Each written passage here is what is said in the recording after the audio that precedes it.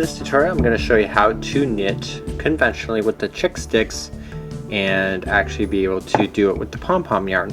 And you will see patterns like this. This is a Bernat pattern, and you will see stuff like this and like you're thinking, how in the world are these all lining up with each other so fabulously? And actually I want to show you how to do that. And in this tutorial I'm going to assume that you know how to knit, and I'm just going to give you a few pointers. In this tutorial too, I'm going to show you how to knit with the pom pom before I explain how to cast on. The first thing that you will notice is that the stitches look like they're being grouped in two, just like so. This is done naturally, so it's happening on its own. And so let me get you started on doing it. So I'm just going to move it closer to the end because that's what I want to do. And I want to slip in my knitting needle in behind. And what we want to do is, this is the material that is coming from the actual yarn ball. And there are going to be 2 stitches in between this pom-pom and the next one. 2 stitches in here and so on. So when I go to wrap around, and you will notice at the end that this one right here is right at the actual stitch, so there's nothing we can do about it. So when we go to wrap around, we're actually going to wrap just the string part. We're going to knit as normal. We're going to go into the next one, okay, and this is the remainder of that same section. So we're going to wrap and knit. So you will notice that this pom-pom is now next to the actual knot, and so we're just going to move up everything, and let's go to the next one. So you can't do anything with that, so we're just going to move to the next section here. Okay, and knit. Going into the next section, this is the remainder.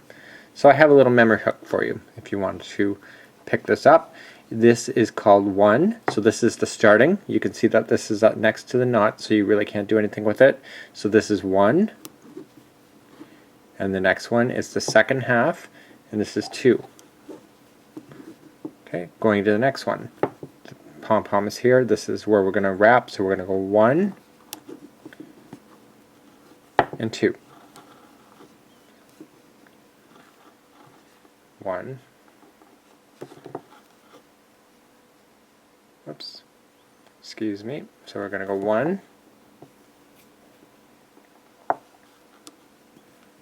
and 2.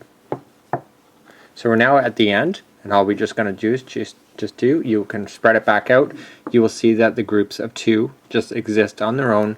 We're going to rotate everything in our hands and begin again. So you'll see that all the pom-poms we just did are lining up to each other. So let me explain a little more to you. Here we're just going to slip in behind, and we're going to start off, and so this is next to the knot, so nothing's going to happen with it. So it's 1 and 2. So essentially the gapping area here, you will see that in groups of 2, the pom-pom is actually sitting in between these gaps. So essentially what I'm doing now is that where you see the knot here, I'm going to be fastening on the other side, so it's actually going to be the distance that is in between the long one. See?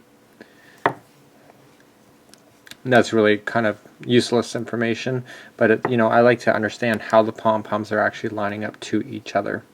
So how you cast on while I'm talking to you, the easiest way to cast on with this is to use a yarn that is normally what you are used to, and you use it in the same color coordination. So if I were to use a yarn, I would use like a dark blue probably for this.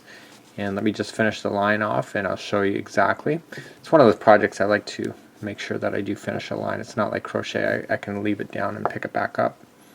So what you want to just do is that everything has to be grouped in 2. So no matter what you just did, for example, this is 2, 4, 6, 8, and 10. So if I wanted it bigger, then I would go 12 stitches. If I wanted it smaller, I could go 8, but keep it in groups of 2. And the bottom here, this is my seam, but I should have actually chosen the same color, and I did that on purpose. And what you want to do is when you cast on, you want to cast on with a secondary yarn first that is the same color coordination. It's almost like your seam line. It is so much easier. This stuff is really difficult to cast on with. So if you use secondary color that matches what you're looking for, you can actually do a better job of that. So cast on, and then when you start your second line, you're just going to want to start your pom-pom at that particular point and just start it in groups of 2 like I just showed before.